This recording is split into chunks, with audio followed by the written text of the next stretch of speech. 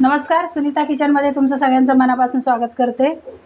आज आपण उलटा वडापाव करून मी तुम्हाला दाखवणार आहे।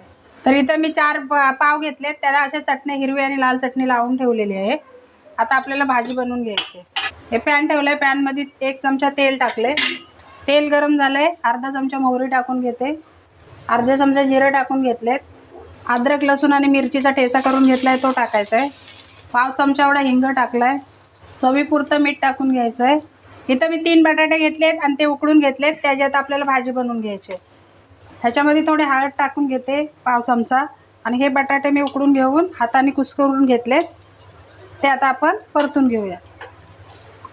इथं मी कढीपत्ता असा बारीक चिरून घेतलेला आहे, तो आपल्याला ह्याच्यात टाकायचा आहे। असा चिरून घेतला तर भाजीला स्वाद चांगला येतो। कोथिंबीर टाकून घेते आणि आता ही परतून घेऊ भाजी आपण। भाजी आपली परतून झाली, गॅस बंद करून घेते, भाजी गार करून घ्यायची। आता इकडे गॅसवर मी कढई ठेवले, कढईत तेल गरम करत ठेवलंय।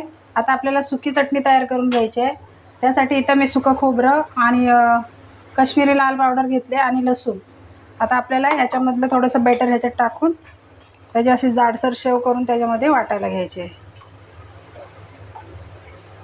हे बेटर केलं, त्याच्यात मी अर्धा कप बेसन घेतलेलं आहे, थोडंसं 1 चमचा मी तांदळाचं पीठ, ओवा आणि थोडीशी कोथिंबीर आणि खायचा सोडा थोडासा घातलेला आहे। हे बघा, हे आपलं झालं करून तळून। आता हे मिक्सरमध्ये ह्या भांड्यामध्ये टाकून आपल्याला चटणी बनवून घ्यायची आहे। आता ही भाजी आहे ना, आपल्याला अशी ह्या पावामध्ये भरायची आहे, त्या प्रकारे आणि असा मिटून घ्यायचा आहे।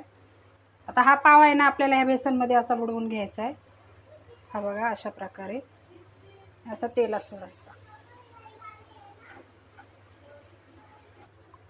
आता हा बघा, हा आपला वडा तयार आहे। आता अशाच प्रकारे आपण सगळे वडे करून घेऊया।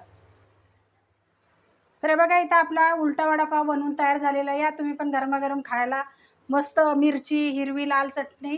तर आजची रेसिपी कशी वाटली कमेंट करून मला नक्की सांगा। व्हिडिओ आवडला असेल तर व्हिडिओला लाईक करा, शेअर करा। चॅनलवर नवीन असाल तर चॅनलला सबस्क्राईब करायला विसरू नका।